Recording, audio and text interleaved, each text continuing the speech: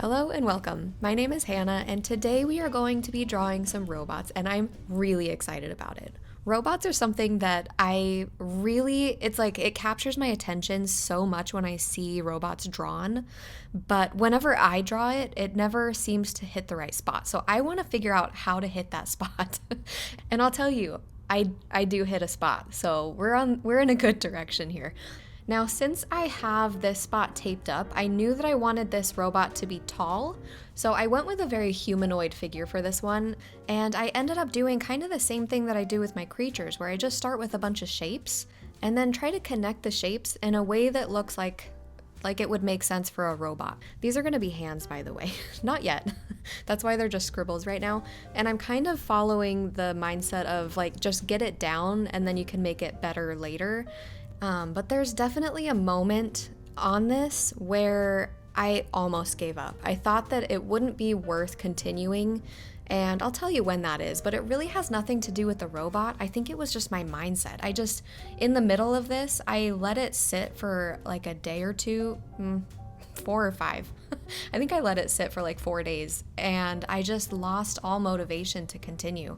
But luckily for me, that's why I started this channel to begin with, was to have a reason to hold myself accountable, to not give up. So I'm glad that I continued, and I feel like it's very appropriate that I didn't give up on this guy because he's gone through some stuff. He's gone through a lot of giving up, and I don't think that it was maybe on purpose all the time. I think that it was just his set of circumstances in his life. And I don't think that he would have held it against me, honestly. If I stopped drawing him, it's not like he was gonna jump off the page and hurt me or anything, but knowing how his story turns out, I'm just glad that I did right by him, because I feel like he's been given a set of circumstances that were a little bit subpar. Now, this was the point in the drawing where I did give up and I let it sit for a few days, but then I decided I need to give him some details. And I think that's what was stopping me from continuing, was I didn't know how to draw details for robots. And I know that for me, I love it when robots have so much detail. Like the kind of detail where you have to know how machines work in order to know what to draw. You know what I mean? Like how plates move together, how if you need one part of a gear in order for the other part of the gear to match, you need to have some kind of like a hydraulic system. I'm trying so hard to not get bogged down by those kind of details and really letting myself be free from having it be accurate, because I think that's where I really get hard on myself, is everybody will know that these parts don't work together, but will you know? I mean, maybe you all have built your own robots before, and I'm late to the game, and you're all sitting there being like, those legs would never move. You're right. Okay, so let's get into his story. This one, it was really his eyes and his expression that gave me his story this time.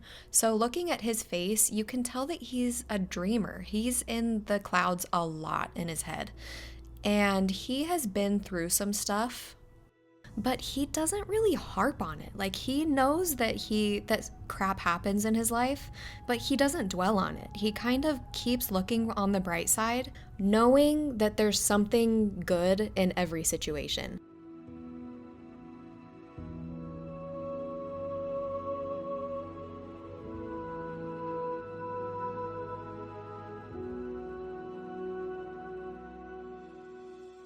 Now, I don't know if you noticed, but he has wires exposed under his chest plate, and he hasn't covered them up with plates yet. Now, he is the one who's been covering up his chest plate. He had the chance to upgrade his mechanics, but he chose not to. He did upgrade his bottom half. That's why his bottom half looks a little newer, but his top half looks old. And we'll get into that in a second. But we need to understand a little bit more about this robot. When he was a kid, he was ignored a lot because he was really quiet and in his head a lot, and nobody really understood him. They didn't try. And he only had a handful of people in his entire life. Robots. Jeez. He only had a handful of robots in his entire life who actually looked at him and cared about what he thought, what he said, anything about him. But those were the relationships that he put his time and effort into, and it was effortless. They didn't have to try because they were also outcasts. They found each other in this world because they all were the ones who were the weird ones.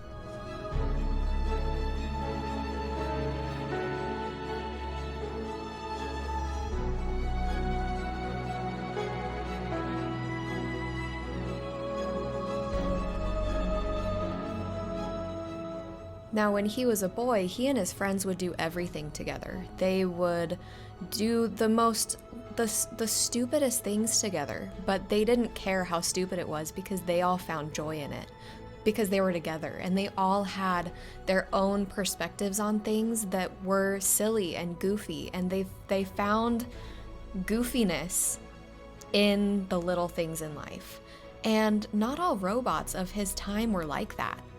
Robots in his time were serious and very, they didn't find joy. They didn't even know what joy was. They don't have feelings. But this one did, and he found friends who also did.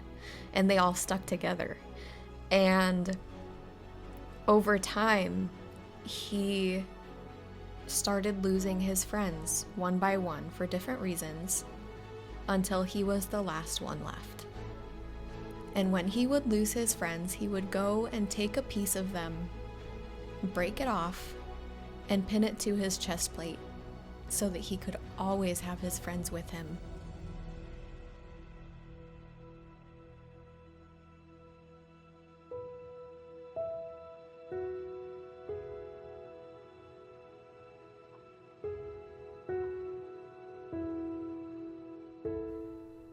So when he was given the opportunity to upgrade his top half, he didn't take it. He didn't care about getting upgraded, getting the latest version of stuff. He just wanted his friends with him because his friends were with him in his top half.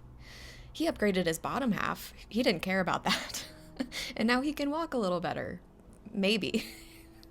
If his mechanics even work, we'll never know. But there we go. I'll tell you, I did not expect to shed real tears during this. He's just a drawing, Hannah. Shoot. Now, I decided not to give him a background, like with items and stuff in the background. I just did a solid color, and I think that I think that was the right move. Now, at the very beginning, it was my original intention to do 2 tall robots on the left and then 2 long and stumpy robots on the right. That's why I taped it off that way. But I decided that instead of going full blast into full robots on the right, I wanted to kind of have I wanted to delve into his memories a little bit. So this bottom robot is his best friend when he was a kid. So he's small, and we're also kind of looking at him from the tall robot's memories. So he looks a lot simpler because kids remember things very simply. Now, I went through so many versions of what this robot should look like, and I landed on this one. Okay, so going back, we know a few things about this robot, right? We know that he was an outcast, and we know that he had a lot of life and silliness to him. So I wanted to lean into those aspects for him and give him a very childlike charm. Now, what are the things that makes this robot silly? He is a robot who found life and value in old human relics. He loved them. He would go around, and whenever he would find like an old wrapper, like an old plastic wrapper, he would take it and just imagine what it was like back when the humans existed.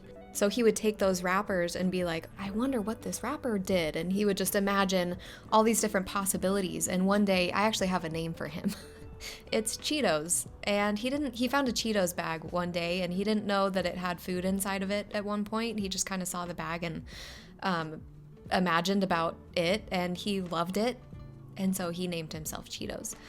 So yeah, back to how he looks. So every time that he would find a human relic, he would find a way to incorporate it into his exoskeleton shell, his skin. He made it a part of him somehow.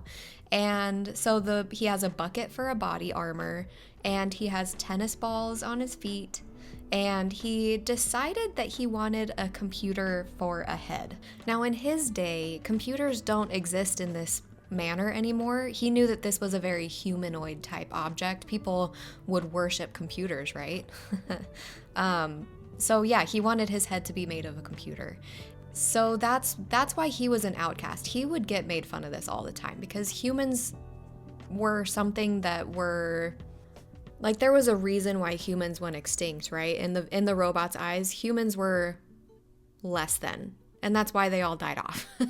So to worship humans, maybe not worship, that's kind of too strong of a word, but to find so much joy in a creature that essentially killed itself off, like, that's why he was an outcast. By the way, that's the part of this friend that he kept on him. So that's why he was an outcast. And he didn't care. He didn't care that other robots made fun of him all the time for this. He just kind of kept going off doing what he wanted to do. He didn't care what other people thought of him, and he didn't let that stop him from being his weird self. So he kind of became a safe place for all of the other outcast robots. And that's just because he loved himself, which kind of gave the other robots the permission to love themselves too. Anyway, so I kind of like that one turned out a little bit more simple than the other ones because you're looking at it from a child perspective, right? And everything looks a little bit more simple when you're a child. Now moving on to this third one, I thought a lot about if I wanted to do another robot, and while I did, I decided that it made more sense for this area to turn it into a landscape of where these robots liked to play. So I decided that I wanted to practice doing a 2-point perspective landscape on this one so that it could really look like you were in their space, look a little bit more 3D. And I've never actually done this in a way that I took time and effort into. I've tried it very loosely, but I wanted to push myself and try to see kind of what would happen if I actually, put time and effort into it. And I really like how this one turns out.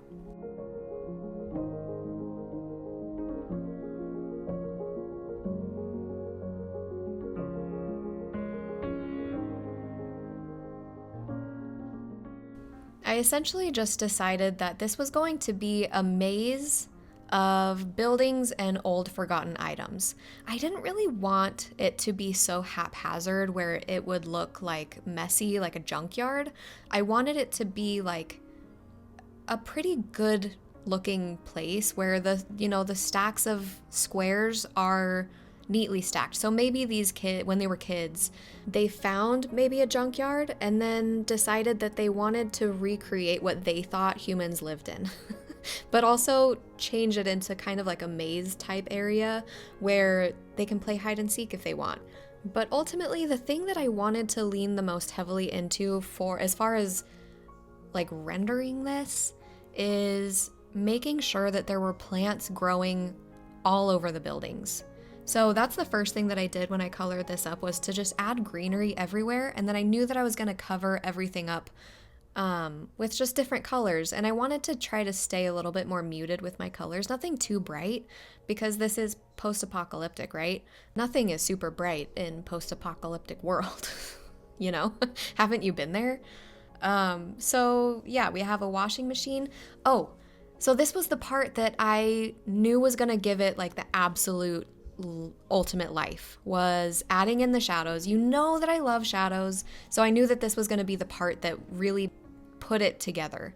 And then after the shadows, I wanted to give it a glow on the not shadowy sides, so I went with that dim green color and went on the left side of all of the objects because the shadows were on the right side of all the objects, right? And then after I was done with all the coloring, then I took my Copic multi-liner and then very, very loosely, almost like a doctor's type signature type loose, and gave everything a little bit of an outline, but I also didn't want it to be like so precisely outlined. I kind of leaned into the wobbliness and there are parts where the line is going to be breaking a little bit, where it's not a solid line, and I think that really helps it to make it seem a little bit more alive and not so perfect.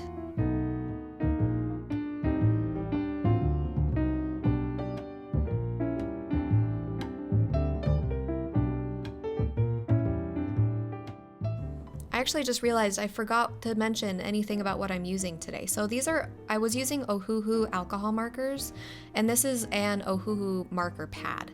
And I really like using this marker pad for the alcohol markers because the markers don't really bleed as much as they do on other papers, and it makes it a little bit less anxious, So yeah, it doesn't even bleed onto the other side of the page, which is really, really cool. But yeah, this is how the whole spread turns out. Definitely didn't mean to cry, but oh well. Thank you so much for watching, and I will see you in the next one. Toodaloo!